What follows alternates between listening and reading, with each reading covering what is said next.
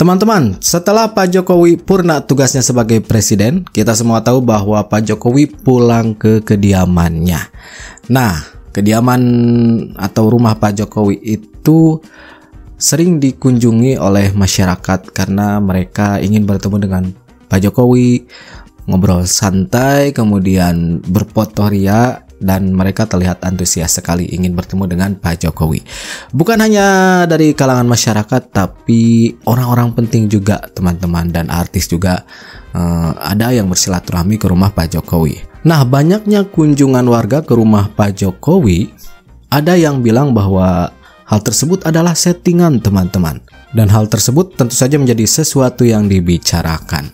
Nah, di sini kita akan melihat bagaimana jawaban-jawaban warga yang antri ingin bertemu dengan Pak Jokowi. Ditanya, apakah ini settingan atau gimana? Nah, kita akan tahu jawabannya seperti apa langsung dari warga di sana yang antri yang ingin bertemu dengan Pak Jokowi. Itu dia, teman-teman. Oke, kita langsung saja lihat videonya seperti apa. Nah, ini dia, teman-teman. Warga antri ya. Sedang antri ingin ketemu Pak Jokowi. Pati, pakai mana pati ini gini? Di jatah pati Sulan. Tapi satu aja. Gimana perasaannya? Sudah mau foto dengan bapak deg-degan apa? Kenapa?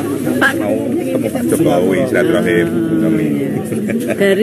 Dari Pati. Oh, kapan datangnya? Barusan jam 1 tadi. Oh, jam 1. Oh, iya. Pak, kangen sama Pak Jokowi.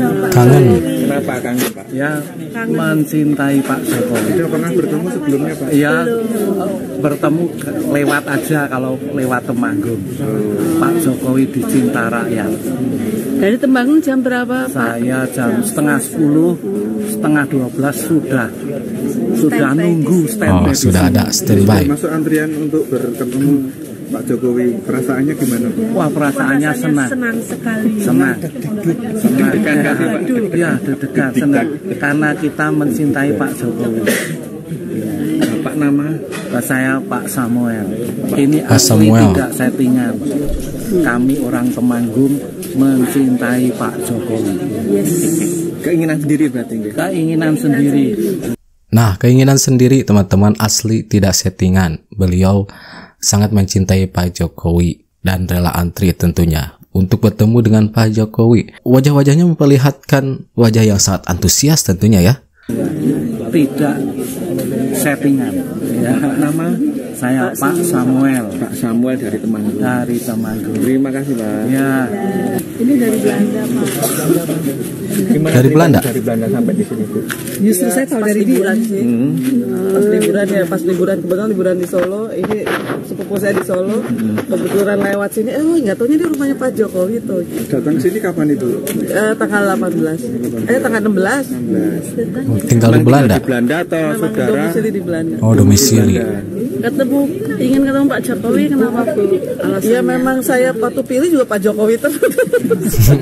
Fans berat. Ada doa dan harapan buat Bapak seperti apa? Ya sehat. Terima kasih juga. Ada kemajuan, ada perbedaan Indonesia dulu sama Indonesia pimpinannya Pak Jokowi itu beda banget. Saya udah selama Pak Jokowi kesini ada beberapa, jadi ada perbedaan gitu. Perkembangan Indonesia. Ibu nama tadi dari mana? Saya dari Arnhem, Belanda. Namanya Dewi. Bu Dewi. Udah berapa tahun di sana, Bu? 14 tahun. Sudah menetap di sana berarti? Ya nggak menetap sih. Ya menetap cuma masih Indonesia. Masih Indonesia. Masih Indonesia ininya pasportnya. Oh, masih Indonesia. Iya. Cuma tinggalnya di sana. Iya. Ibu kan banyak orang bilang kalau orang disuruh dibayar Kalau pendapat menurut seperti saya apa? sih enggak ya. Kalau menurut saya enggak ya. Ya, kayaknya kalau settingan kayaknya nggak mungkin dia mau nunggu lama. Jam berapa? Ya, logikanya aja. Tadi sampai sini jam berapa, Ibu? Tadi kita jam berapa ya? Setengah 1. Setengah 1. Oh, setengah 1. Ini udah jam berapa nunggu 1 jam ada itu? Lebih. Sabar ya, Bu? Iyalah, makanya nggak settingan kan. Keinginan diri ya, Bu? Iya. Suka nonton YouTube tiba-tiba dia kaget ada di sini. Iya, saya suka nonton berita Surakarta. Oh, iya. Oh. Jokowi. Kenapa sayang Pak Jokowi? Kenapa ayo? Supaya Ini kan udah ikut anjuran foto Mbak, deg-degan nggak karena atau gimana perasaannya Mbak? Deg-degan karena senang. Ini ada yang nyuruh atau Tidak ada yang nyuruh. Satu keluarga. Dan harapan buat Pak Jokowi seperti apa? Ya, Harapannya ya tetap sehat selalu, cara berpikir tetap untuk persatuan itu yang luar biasa, benar-benar luar biasa. Tadi sampai sini jam berapa Pak?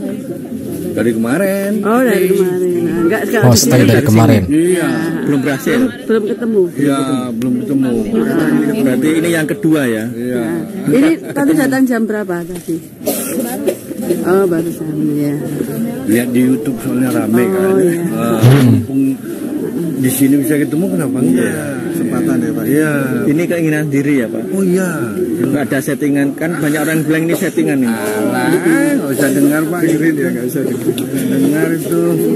Nggak jelas semua. Banyak kali orang jahat di Indonesia ini, ya kan?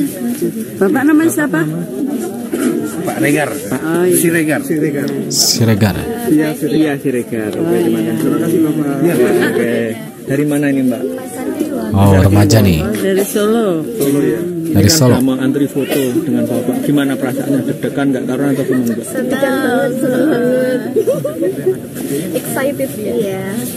Tidak tadi nunggu nggak sih? Atau langsung ikut antri? Langsung ikut antri. Pas kebetulan ya? Antri ya.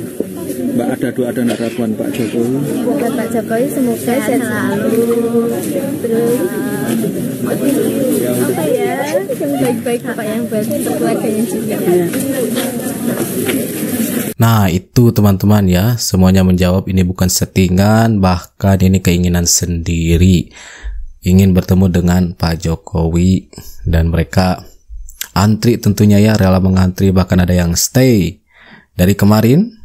Tadi diobrolin ya, karena belum ada kesempatan hingga nunggu untuk bertemu dengan Pak Jokowi. Dan mereka juga tentu saja mendoakan Pak Jokowi. Itu dia teman-teman. Wah, ini ramai nih.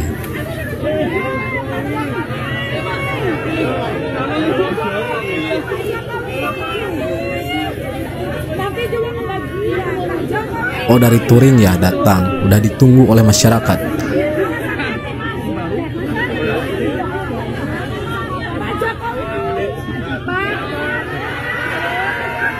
Luar biasa ya.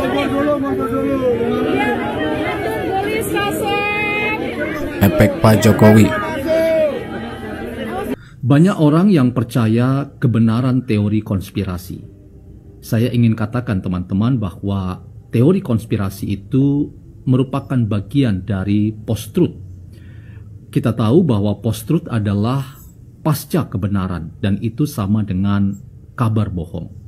Kabar bohong. Terkait dengan dinamika politik di tanah air kita, lagi-lagi teori konspirasi diarahkan pada lawan-lawan politik, yang maksudnya adalah satu saja, yaitu lawan politiknya dikalahkan dan dihancurkan. Siapa lagi kalau bukan Jokowi? Jokowi dianggap sebagai aktor yang telah merusak kemapanan beberapa elit, dan para elit ini kemudian merasa terganggu dengan keberadaan dan sepak terjang politik Jokowi, terlebih ketika Jokowi memimpin Indonesia 2 periode. Karena itu ketika Jokowi sudah purna tugas, dicarilah berbagai macam usaha dan hal-hal yang bisa menjatuhkan dan merendahkan harkat martabat Jokowi.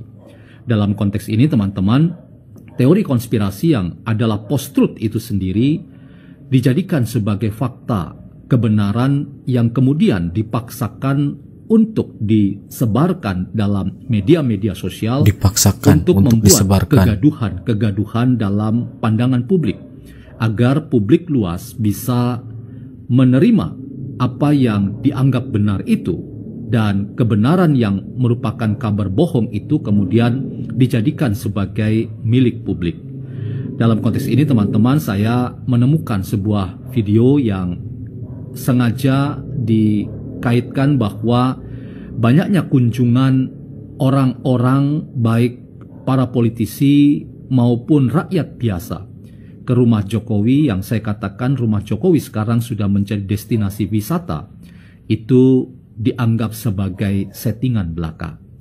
Apakah kita bisa menerka bahwa apa yang terjadi ini merupakan dinamika yang wajar, ataukah kita masuk ke dalam konspirasi atau teori konspirasi bahwa settingan terkait dengan banyaknya orang yang berkunjung ke rumah Jokowi itu adalah sebuah proses dari apa yang dibuat dan menjadi kepentingan Jokowi untuk membuat dirinya sebagai tokoh publik yang dicintai oleh orang banyak. Bagaimana kita membahas hal ini? Teman-teman, teori konspirasi adalah salah satu problem dalam dinamika demokrasi di banyak tempat. Tidak hanya di Indonesia, tapi di banyak negara, teori konspirasi dipakai oleh mereka-mereka yang sadar bahwa ada lawan politik yang ingin dikalahkan dan dihancurkan. Teori konspirasi membangun narasi-narasi tandingan yang datang dari ujaran kebencian, disinformasi, dan fitnah.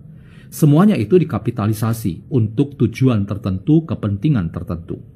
Saya sering mengatakan bahwa sebetulnya politik itu tidak bebas kepentingan. Tidak ada politik yang murni tanpa kepentingan. Politik itu syarat dengan kepentingan, dan salah satu kepentingannya adalah mengetahui siapa lawan, siapa kawan, dan terhadap mereka yang diposisikan sebagai lawan, maka pilihannya hanya satu, membangun narasi yang sebetulnya itu bohong belaka, tetapi kemudian dijadikan berita yang seolah-olah benar, dan kebenaran yang merupakan kabar bohong itu atau post-truth atau hoax itu kemudian dibagikan dalam ruang-ruang publik virtual atau media-media sosial untuk menampung banyak orang yang menyetujui pandangan itu. Saya ingin katakan teman-teman, kali ini pun usaha untuk mengatakan bahwa orang yang datang ke rumah Jokowi itu settingan dan itu tak lepas dari kepentingan Jokowi untuk menempatkan dirinya sebagai tokoh yang dicintai dan dirindukan oleh rakyat banyak, itu semua tidak membuahkan hasil. Tidak membuahkan hasil. Lagi menemukan narasi settingan, teori narasi konspirasi yang gagal total.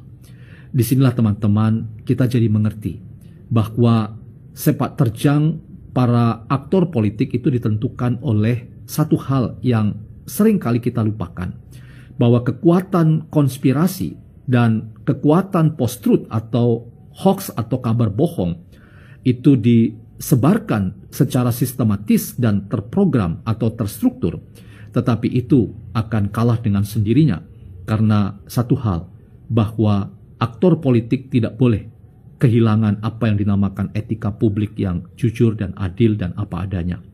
Itulah kekuatan narasi dari seorang Jokowi.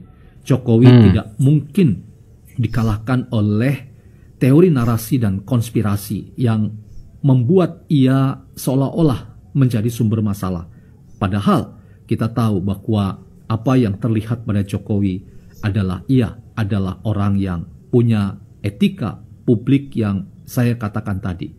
Ia tulus apa adanya, ia jujur, dan ia menjadi orang yang menjadi bagian dari banyak orang kebanyakan. Nah, itu dia teman-teman, Bapak ini menjelaskan tentang ya kekuatan Pak Jokowi ya.